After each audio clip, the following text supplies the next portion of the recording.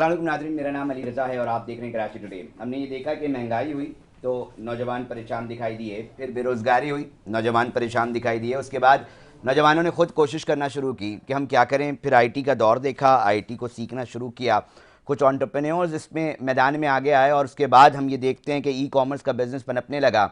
और जब ये सूरत हाल बनने लगी, लोग सीख सीख के इस काम के अंदर खुद अपनी मदद आपके तहत जो है वो चीज़ें करने लगे, तो हमने देखा कि उसके बाद एक नई डिबेट आज के वक्त में छिड़ चुकी है कि जी, जहां बात हो रही थी कि जदीद तकाज़ों को पूरा किया जाए, जदीद टेक्नोलॉजी का जो सिलसिला है उसको पाकिस्तान में किस तरह मुमकिन बनाया जाए, अब ये डिबेट हो रही है कि भाईजान सिर्फ इंटरनेट है वही हमें प्रॉपर तरीके से दे दें। मेरे साथ इस वक्त स्टूडियो में मौजूद हैं मोहम्मद सलमान साहब, सॉफ्टवेयर हाउस ओन करते हैं, साथ ही मुस्तफ़ा अहमद साहब हैं जो कि एंटरप्रेन्योर भी हैं, आईटी एक्सपर्ट भी हैं, साथ मुदस्सिर मलिक साहब, उन्होंने इस्लामाबाद से हमें ज्वाइन किया है, जो कि पाकिस्तान आईटी एसोसिएशन के सीसी मेंबर भी हैं।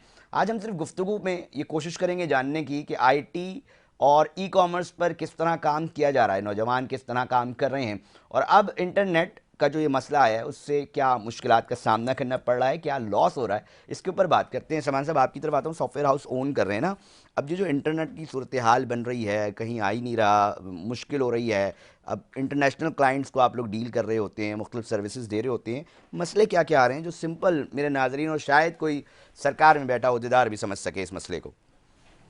अस्सलाम वालेकुम अली।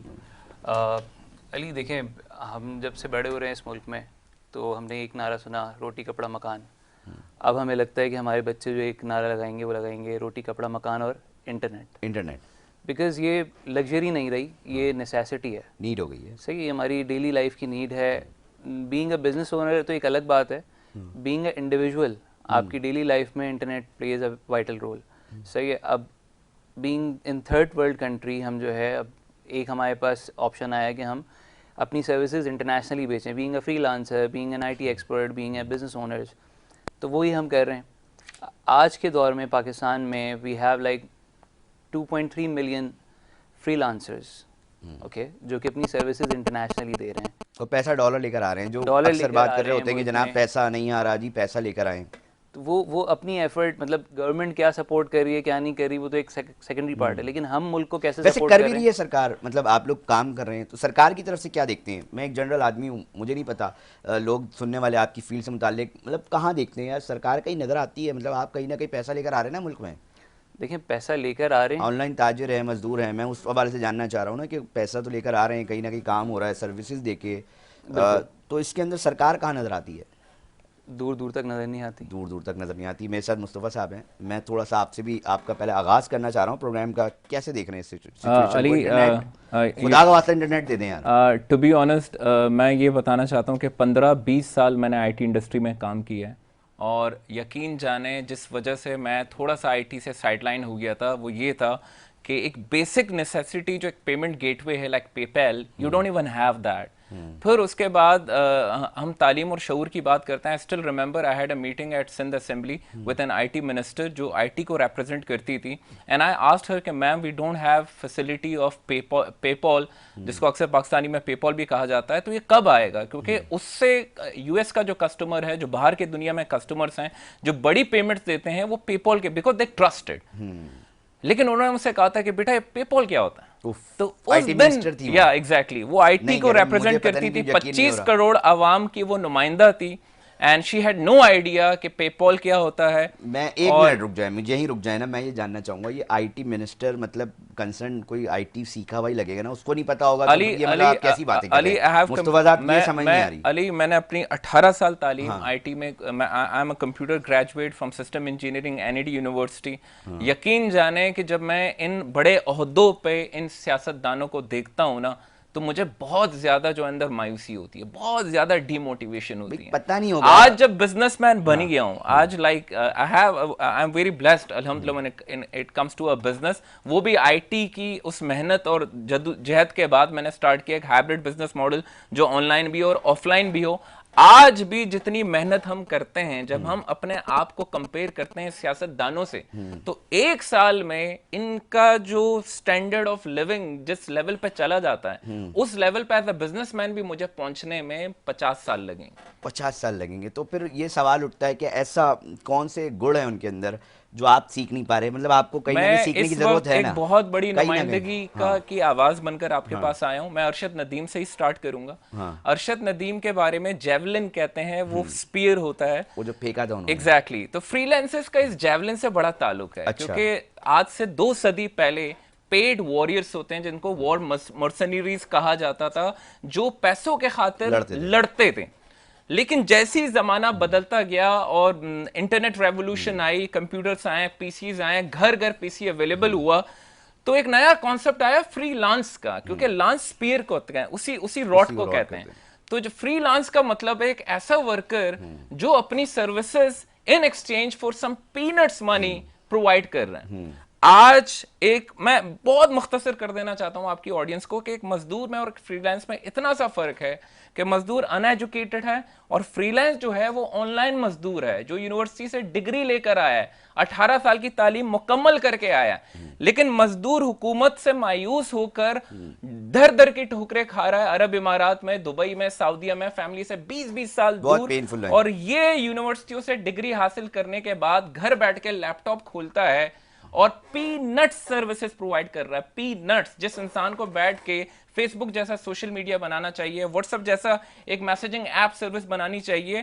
प्रोडक्ट्स लॉन्च करनी चाहिए, वो बेचारा बैठ के मुस्तफा साहब, मैं $20 पर आवर अपनी खिदमत दे रहा है, वो भी Physically। बाहर की दुनिया को। मैं इस तमाम चीज़ों के ऊपर बात करूंगा। मैं मुदस्सिर मलिक साहब का भी कमेंट लेना चाहूँगा, पाकिस्तान के आईटी एसोसिएशन के सीसी मेंबर हैं। कैसे देख रहे हैं, मतलब मुदस्सिर साहब, इन तमाम चीज़ों को होता हुआ? इस वक्त 2 आईटी एक्सपर्ट्स मेरे साथ बैठे हुए हैं, कंसर्न लोग हैं, शोर ही कर रहे हैं, तकलीफ़ का इजहार कर रहे हैं। आपको क्या तकलीफ़ है, हम आपसे भी जानना चाहेंगे थोड़ा सा। बहुत शुक्रिया जी।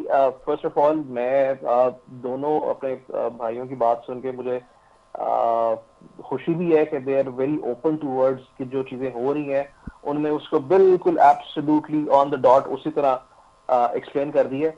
अच्छा, अब टेक्नोलॉजी की साइड के ऊपर ना इस चीज को समझना बहुत जरूरी है कि as freelancer, as a company या individually working on any like any size of company और अ प्रोजेक्ट, आपके पास जो एक सबसे इंपॉर्टेंट चीज है ना, एज जिसको आप कहते हैं ना कि आपकी कोर जिसके ऊपर आपका रिस्क डिपेंडेंट है, वो इंटरनेट। बिल्कुल ठीक है। और जब आपसे वही छीन लिया जाए तो आपकी 18 साल की मेहनत जो आपने की थी वो भी जाया हो गई। आपका बेशक 20 साल का एक्सपीरियंस था, आपने वो भी जाया कर दिया, क्योंकि ये एक वाहिद चीज है जो आपको आपका रिस्क जो है वो मैसर करवा रही होती है, कनेक्टिविटी। आज की डेट के अंदर हमारा सबसे बड़ा मसला सिर्फ यही है, हमारे पास कनेक्टिविटी का फुकदान हो रहा है। ठीक है। और ये कनेक्टिविटी, अब चाहे आप उसको फायरवॉल के एलिमेंट में कहें, मैं फायरवॉल के खिलाफ नहीं हूं, मैं इस चीज को जरूर मानता हूं कि एक डिजिटल वॉरफेयर के अंदर आपको इस किस्म के इक्विपमेंट की, इस किस्म के एक स्पेयर एड्स की जरूरत होती है। बट लेकिन आज का मेरा वो बच्चा जो कराची, लाहौर, इस्लामाबाद को आप माइनस कर दें, आपका वो बच्चा जो दीर में, सवाबी में, गिलगित में, साउथ पंजाब में, इंटीरियर सिंध में बैठा हुआ है, आप उसके साथ क्या कर रहे हैं? क्योंकि ये वो बच्चा है जो फ्रीलांसर है और ऑन एन एवरेज $150 से लेके $700 कमाता है, और उसके बाद उस पर डिपेंडेंट होता है, उसने घर के किराए भी देने हैं, किसी की दवाई भी लानी है, बहन भाइयों के उसने फीस भी देनी है, और अपना भी खर्चा चलाना है। सो आप उसका गला इस टाइम पे घोंट रहे हैं। सर, नुकसान क्या हो रहा है? बात प्रॉब्लम, थोड़ा सा मुदस्सिर मलिक साहब ये भी बता देना। लोग कह रहे हैं क्या नुकसान हो रहा है? कोई नुकसान नहीं, थोड़ी सी सुस्ती तो हुई है इंटरनेट सर्विस। $300 मिलियन, $300 मिलियन तो 1.5 हफ्ते में नुकसान हुआ है। दोबारा बता 300 दीजिएगा मिलियन सर, डॉलर। लोगों को सुनाई कम देता है। थोड़ा सा मैं चाहूंगा मुदस्सिर मलिक साहब ये जो फिगर है वो थोड़ा दोबारा बता दें, कितनी बता रहे हैं आप?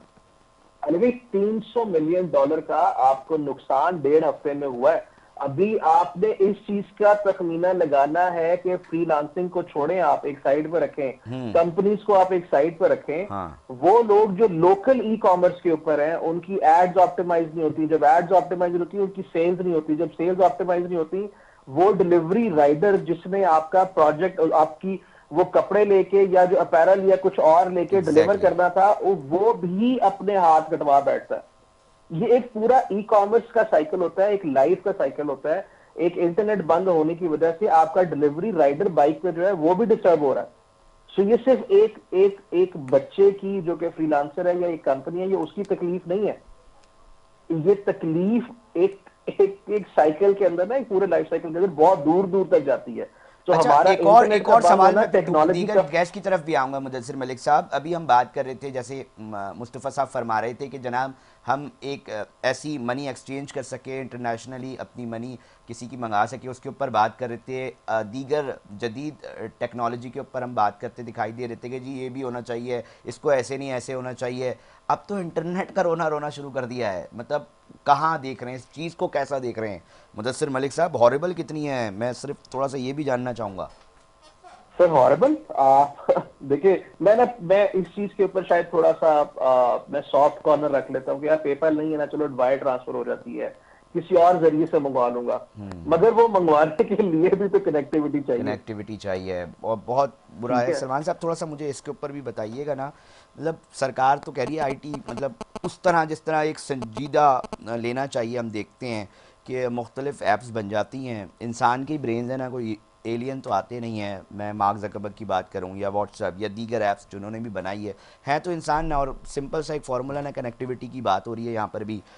ये हम लोग क्यों नहीं बना पा रहे? हम इतना पीछे क्यों हैं आईटी से? क्या वजूहत समझते हैं? कहाँ गलती हो रही है हम लोगों से बहसीत यूथ?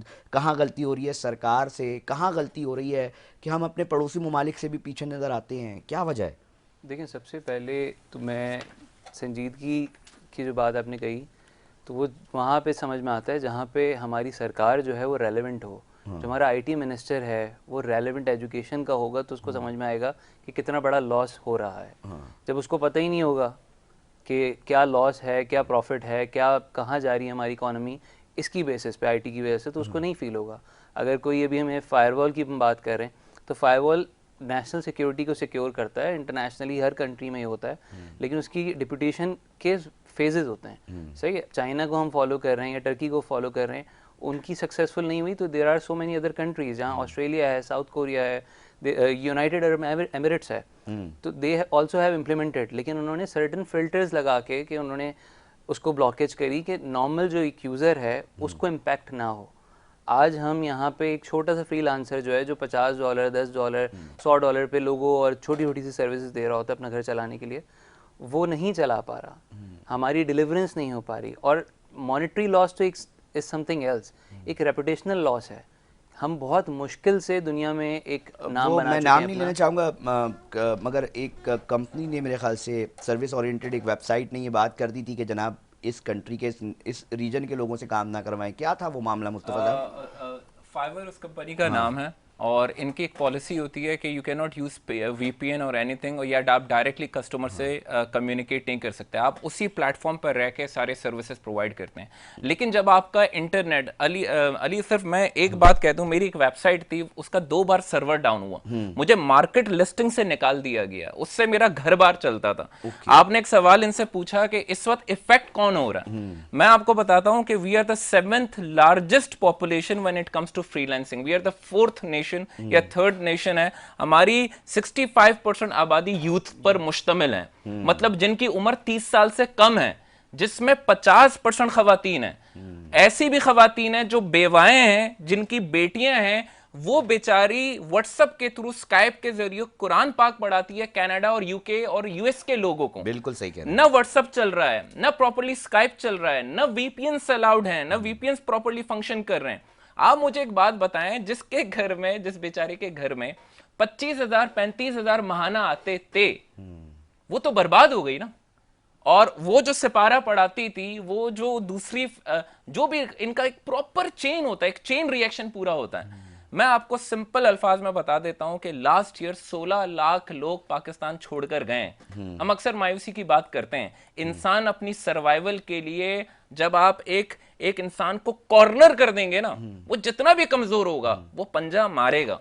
और आखिर में जो मिडिल क्लास फैमिली है, जो पढ़ी लिखी है, जो गरीब है, वो क्या करेगा? एक ही चीज है, मुल्क छोड़कर चले जाएगा। अब एक गहरी बात कर रहा हूं अली, एक गहरी बात, मैं नाम नहीं लूंगा क्योंकि मैं मायूसी की बात ना करता हूं ना करना चाहता हूं। मेरा एक बहुत करीबी दोस्त है जो $1 मिलियन रेवेन्यू पर एनम लेकर आता है, उसकी 50+ वर्कफोर्स है। इस तरीके के मेरे 3 दोस्त हैं जो जिनकी डीएचए में कंपनी है, वो 150 नौजवानों को रोजगार दे रहे हैं। वो इतने तंग आ चुके हैं कि वो कह रहे हैं कि यार इस एक्सपेंस पे हम सर्वाइव नहीं कर सकते, हम तंग आ चुके हैं। वो सारा सिस्टम दुबई शिफ्ट कर रहे हैं। दुबई शिफ्ट और दुबई में हायरिंग किसकी होगी? आधे से ज्यादा वहां इंडियंस की होगी, बांग्लादेशीज की होंगी। और ये 150 घराने जो हैं ये विद इन अ डे बेरोजगार हो जाएंगे। इतने स्टैट्स बता रहे हैं आप, मतलब मैं कहता हूँ आप सरकार में नहीं है, मैं कहता हूँ आप बहुत लार्जर स्केल पे नेशनल लेवल पे नहीं है, आपको ये चीज़ें पता हैं, आपको ये नुकसान का पता चल रहा है, तो मुदस्सिर मलिक साहब ये सरकारों को क्यों नहीं पता चल पा रहा? पता है तो फिर क्यों इसके ऊपर संजीदगी का उस तरह मुजाहरा नहीं किया जा रहा? आखिर कहाँ मसला आ रहा है? मुदस्सिर मलिक साहब, आप क्या देखते हैं, किस तरह देखते हैं इस चीज़ को? देखिए, सबसे पहले तो मेरे ख्याल में ना हमारे पास ना दो रुख है इस चीज के। एक साइड ये है जहाँ पे हमारी हुकूमत हमें ये कहती है कि जी हमने आपके ऊपर टैक्सेस कम कर दिए हैं, आपकी जब रेमिटेंस आती है तो वो सिर्फ 0.25 से लेके 1% तक टैक्स होती है। हम आपको इंटरनेट सिटीज बना के दे रहे हैं, हम आपको बेहतरीन किस्म का इंफ्रास्ट्रक्चर लगा के देंगे, ये सब कुछ करेंगे। ये सब चीजें नहीं चाहिए। आज की डेट के अंदर आपके बच्चे को जो चाहिए ना वो उसकी तालीम है, उसकी सिक्योरिटी है। जो पहले बात की ना कि 1.6 मिलियन का ब्रेन ड्रेन है, ये 1.6 मिलियन का ब्रेन ड्रेन है आपका लास्ट ईयर का। आप इस साल में देखेंगे ना तो ये 2 मिलियन प्लस पे जाएगा ब्रेन ड्रेन। जब इतना ब्रेन ड्रेन होता है ना, जब आपकी टॉप टियर जो टॉप क्रीम मार्केट में से चली जाती है तो आपके पीछे लोग ट्रेनिंग्स करवाने के लिए भी नहीं बचते हैं। आपके पास रॉ टैलेंट बच जाता है। अब वो रॉ टैलेंट जो है ना वो टाइम बॉम्ब है। मगर मुदस्सिर मलिक साहब, एक बयानिया सरकार का अहम ओहदे पर फाइज ये भी है, वो कहते हैं कि यार ठीक है ना, बाहर जा रहे हैं, बाहर से डॉलर लेकर आ जाएंगे ना, क्या है, पाकिस्तान का तो फ़ायदा हो रहा है, यहाँ पर सरकार के कौमी खजाने में पैसे आएंगे, हम कुछ काम कर सकेंगे।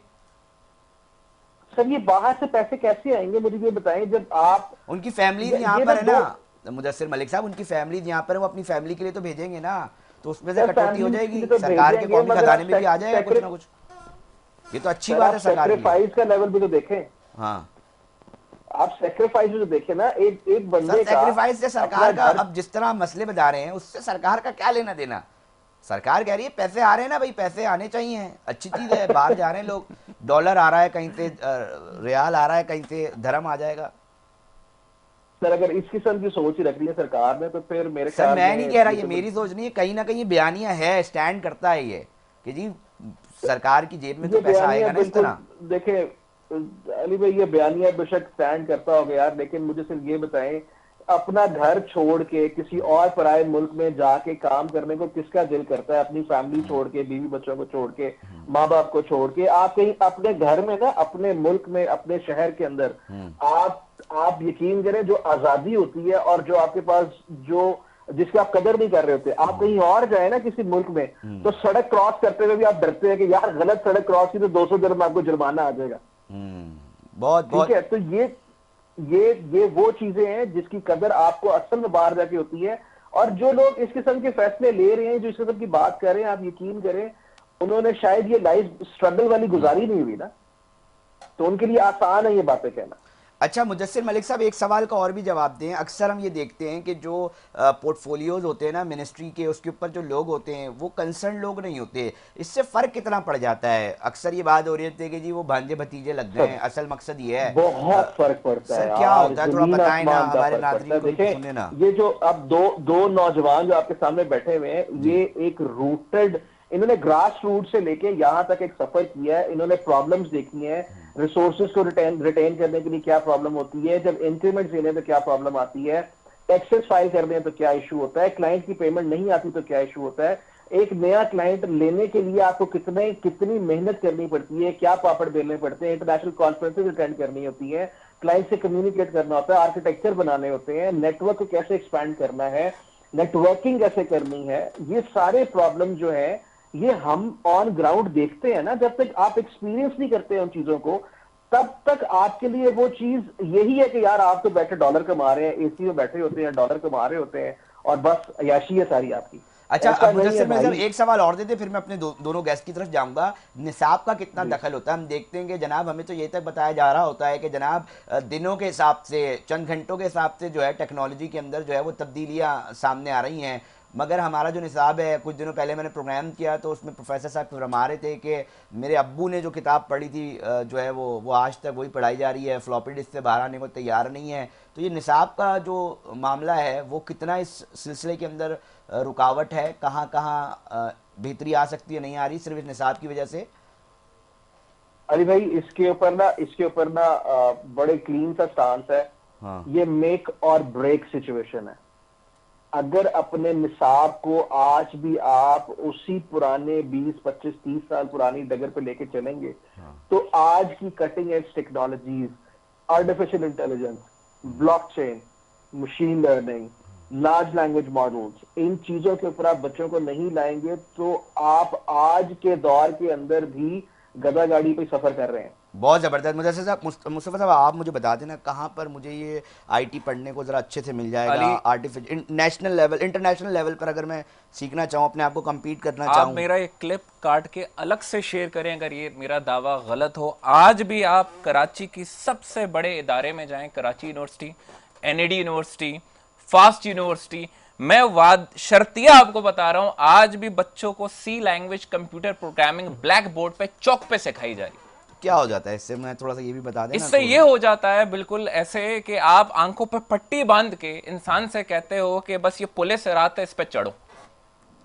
जबकि दुनिया आर्टिफिशियल इंटेलिजेंस पे चली जा चुकी है। दुनिया में 3 साल का 5 साल का बच्चा कोडिंग कर रहा है। चैट जीपीटी जैसी टेक्नोलॉजीज आ चुकी है। दुनिया ने इल्म को आसान बनाया। हम आज भी 1980 की किताबों से बाहर नहीं है।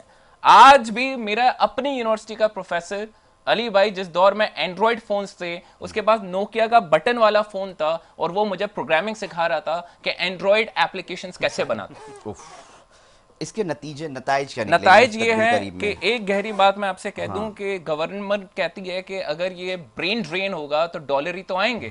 मैंने आपको मिसाल दे दी कि 3 मेरे दोस्त हैं, अगर आज ये मुल्क छोड़कर दुबई चले जाते हैं तो कराची शहर में 150 नौजवान बेरोजगार होंगे। मतलब मजीद बेरोजगार जो हैं वो आते जा रहे हैं 3 क्योंकि आपकी जाएंगे बिजनेस तो 100 कम्युनिटी का। पीछे 150, 3 ब्रेन्स जाएंगे तो पीछे दर्जनों के हिसाब से जो है ना फैमिलीज इफेक्ट होंगी। और सिंपल वर्ड्स में मैं ये कहना चाहता हूं कि मैं डीएचए के पोश इलाके में रहता हूं, मेरा व्हाट्सएप नहीं चल रहा। नहीं चल रहा। अक्सर लोग कहते हैं इंटरनेट तो चल रहा है, ब्रॉडबैंड एक्सेसिबल है सिर्फ बड़े शहरों में। गांव देहातों में जो औरतें व्हाट्सएप से घर में क्रॉकरी कर रही है, कमीज शलवार बना रही है, ट्रेडिशनल अटायर बना रही है, स्केचेस बना रही है, पेंटिंग्स बना रही है, और व्हाट्सएप के जरिए वो पूरी दुनिया से कनेक्टेड थी, वो बेचारे अपने स्केच तक नहीं बेच सकते। उनका रोजगार तबाह और बर्बाद करके रख दिया। नाज़रीन, मेरा बताया प्रोग्राम करने का और इनसे आपकी मुलाकात कराने का, इनका दर्द इस प्रोग्राम के ज़रिए आप तक पहुंचाने का सिर्फ ये है कि एटलीस्ट समझें इस चीज़ को कि लोग तकलीफ़ में हैं। और ऐसा नहीं है, वतन अज़ीज़ से बहुत मोहब्बत करते हैं लोग और चाहते हैं कि इसी मुल्क में अपनी खिदमात भी दें। इसी मुल्क ने जहाँ उनको इस लेवल पर पहुँचाया, इज़्ज़तें दी हैं, वो बहुत चाह रहे ना। आप गुफ्तगू तो सुने ना, वो क्या मांग रहे हैं आपसे, कुछ अलग सा नहीं मांग रहे, कोई ऐसी चीज़ नहीं मांग रहे, कोई डिमांड नहीं है। वो कह रहे हैं हमें सहूलियात देते हैं जनाब, हमें हमारा जो कम से कम आईटी से रिलेटेड मिनिस्टर्स हैं वो कंसर्न दे दें, जो कंसर्न पढ़े लिखे हो, हमारा निसाब तब्दील कर दें। क्या डिमांड्स हैं? अगर ये डिमांड्स भी पूरी नहीं होंगी तो तसव्वुर तो करें कि फिर क्या बयानियाँ बनाने की कोशिश की जा रही है, किस चीज़ के ऊपर काम किया जा रहा है। बहुत सारे सवाल उठेंगे यकीनी तौर पे। अब सूरत हाल मुख्तलिफ हो गई, ग्लोबल दुनिया है ना, विलेज है, कहते हैं भाई दुनिया में उस कोने में क्या हो रहा है, इस कोने में, दोनों पता चल रहा होता है। तो अब चीज़ें छुप नहीं सकती ना, आप इतनी आराम से किसी को बेवकूफ़ भी नहीं बनाया जा सकता। सलमान साहब, आपकी तरफ आऊँगा, मुझे थोड़ा सा इस तरह बता देंगे ना कि आप सॉफ्टवेयर हाउस रन कर रहे हैं, किस किस तरीके की जो सर्विसेज हैं वो दे रहे होते हैं आप जैसी सॉफ्टवेयर हाउस कंपनीज़, और फिर थोड़ा सा ये बता दीजिएगा कि किन किन मसाइल का सामना करना पड़ता है और सरकार को क्या करना चाहिए। सरकार क्यों, अगर उन चीज़ों पर तवज्जो दे दे तो आप लोग कितना रेवेन्यू लाने की जो है वो ताकत रखते हैं। थोड़ा सा हम इसके ऊपर ही बात करते हैं क्योंकि सरकार के पास फंड्स के बड़े मसले होते हैं। हम जिस इदारे में भी जाते हैं ना, वो सिर्फ एक बात कहते हैं, जी हमारे पास फ़ंड नहीं है। तो आप लोग कितना फ़ंड इकट्ठा कर सकते हैं अगर आईटी के ऊपर तवज्जो दे दी जाए? देखें अली, आपने जो सवाल किया बहुत अच्छा सवाल है ये कि पाकिस्तान में इस वक्त जो आईटी की एक्सपोर्ट है, सही है, वो अभी भी दुनिया भर से बहुत पीछे है। एंड अगर हमें इंटरनेट पे सपोर्ट किया जाए, हमें टैक्सेस में सपोर्ट किया जाए, निसाब की आपने बात करी है, जो हमारी एजुकेशन है, अगर वो बेहतर होगी। सिखाना शुरू कर देना मैट्रिक से, मेरे ख्याल से मुस्तफा साहब सिखाना क्या है, ये क्या मुश्किल है? मैं तो कहता हूँ मोंटेसरी से, मोंटेसरी से सिखाना शुरू कर दो। अल्लाह, आप दुनिया भर में देखिए ना, मतलब मुस्तफा साहब ने कहा कि 5 साल का बच्चा जो है वो कोडिंग कर रहा है, और हमारे पास जो एनआईडी के ग्रेजुएट्स हैं वो स्टिल अभी तक, क्योंकि वो चौक से बाहर नहीं आए, तो कैसे आप एक्सपेक्ट करते हैं कि यहाँ से मार्क जकरबर्ग पैदा हो गए, स्टीव जॉब्स पैदा होंगे, यहाँ से कोई लोग इस किस्म के होंगे कि इनोवेशंस पे काम करेंगे। से हम यहाँ पे ब्लॉकचेन पे, हम यहाँ पे डिफरेंट टेक्नोलॉजीज़ पे, मशीन लर्निंग पे काम कर रहे हैं इंटरनेशनली। अभी जो इंटरनेट की वजह से इश्यूज़ आए हुए हैं, हम नॉर्मल डिलीवरीज नहीं दे पा रहे। हमारे 6-6, 8-8 महीने जो जिन लोगों के साथ हम काम कर रहे थे, उनको हम ये समझा नहीं पा रहे कि ये किस किस्म का इशू आया हुआ है। वो समझने के लिए तैयार नहीं है कि एक नॉर्मल इमेज जो हमने बना के उसको भेजनी थी, वो क्यों आई नहीं रही, डिलीवरी नहीं हो रही।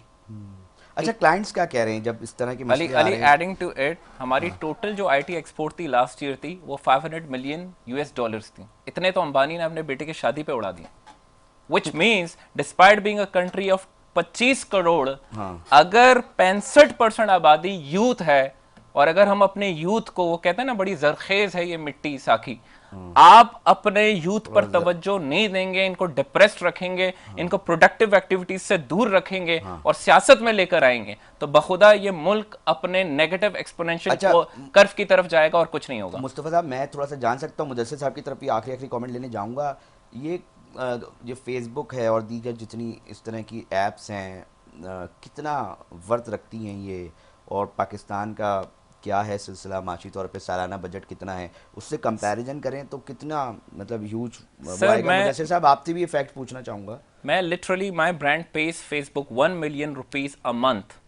अगर यही सोशल मीडिया पाकिस्तान में बनाया जाए और प्रमोट किया जाए और इसको पीछे से सब्सिडी दी जाए, बिकॉज एक सोशल मीडिया को बनाना बहुत महंगे सर्वर्स होते हैं, $1 मिलियन इन्वेस्टमेंट होती है इनिशियली, और पीछे से इसको बैक करना होता है। हुकूमत के मदद के बगैर एक इंडिविजुअल ना कोई सोशल मीडिया प्लेटफॉर्म बना सकता है, ना कोई मैसेजिंग ऐप बना सकता है, because it requires $1 billion investments and a holding power के 2-3 साल तक इसे ब्रेक इवन देगा। उसके बाद जाके पर आप इसको मोनेटाइज करके इससे कमा सकते हैं। दराज अभी तक ब्रेक इवन से प्रोबेबली नहीं निकला, because we need to educate this 65% population जो लिटरली क्रीम है।